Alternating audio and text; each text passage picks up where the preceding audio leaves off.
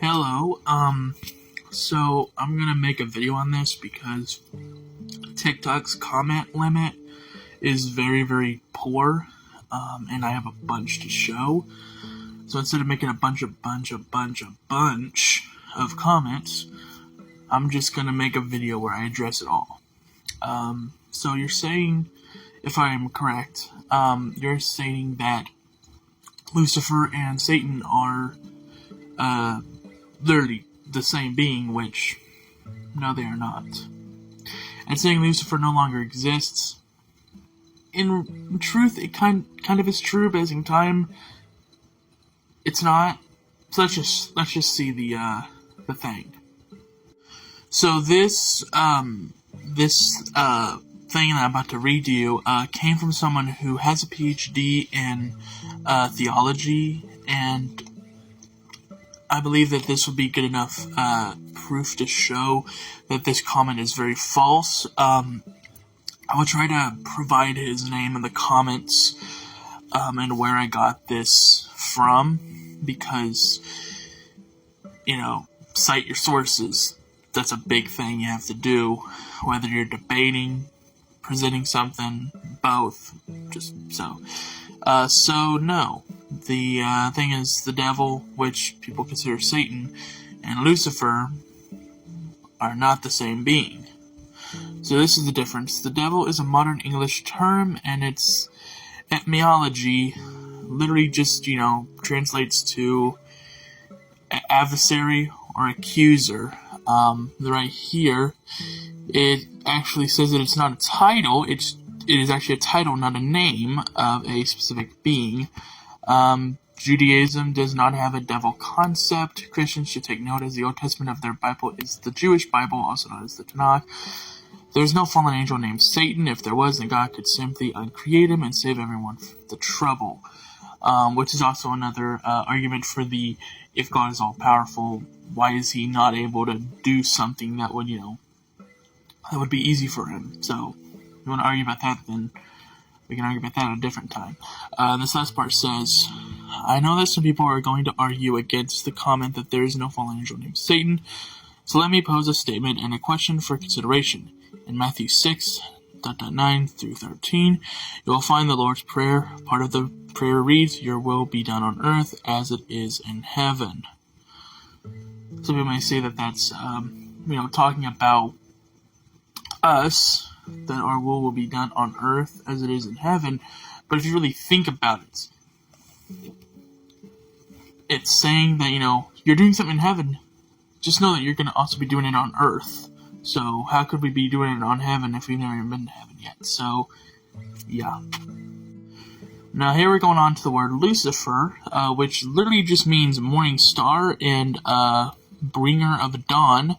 Planet Venus can also be seen at dawn, hence the name. Jesus also referred to himself as the morning star, aka Lucifer, in Revelations 22:16, the bringer of light. A 4th century CE monk named Jerome was writing his Latin Vulgate, and for reasons unknown, he capitalized the L in Lucifer and made it a proper noun name.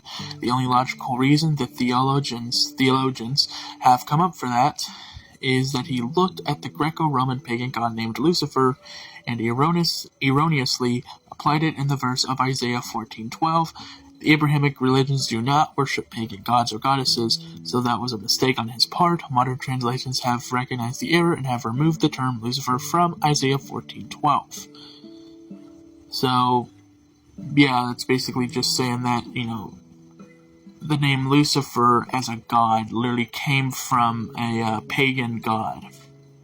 And someone, tried to put paganism into religion, and most people that have, that are in control of what goes in the Bible or not, literally saw this and said, yeah, no, that's not happening. So, also I'm kind of having like a little bit of a not really morning sickness, but a little bit of a cold, so my voice sounds a little weird. I'm sorry about that.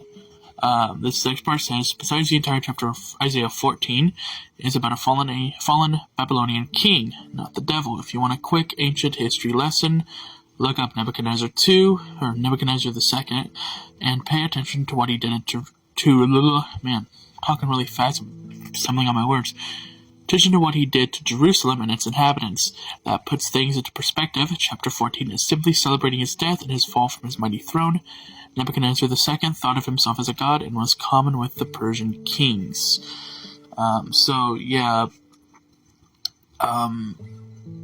As I said before, Satan, the devil, Lucifer, a lot of them are just titles given to people, and Nebuchadnezzar II just happened to be one of the people that got that name, so he was just one of the people that got that nickname. Alright, and here's the last part.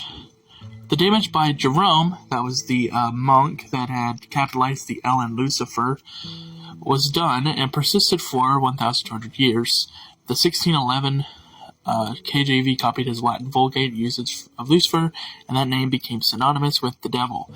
The fictional works of Dante's Inferno, which is also known as the Divine Comedy, which is divided into 3 separate parts, known as Dante's Inferno, Dante's Purgatorio, and Dante's Paradiso, which is a really, really incredible story. I really enjoyed it. Also, it mentions Paradise Lost by John Milton, another one of religious literature that's just really, really good. So I highly recommend checking both those out. But basically, Dante's Inferno and Paradise Lost basically created the devil that most Christians think is the devil, when really it's not. It's literally the creation of 2 random guys back in the day. So, also, the idea of hell technically comes from Dante's Inferno. So, some people still insist that Lucifer is the devil simply because the KJV says so. So in short, Lucifer is not the name of any being. It was an error that was been corrected in modern translations. So there we go. Hopefully this helps. Probably didn't, but I hope.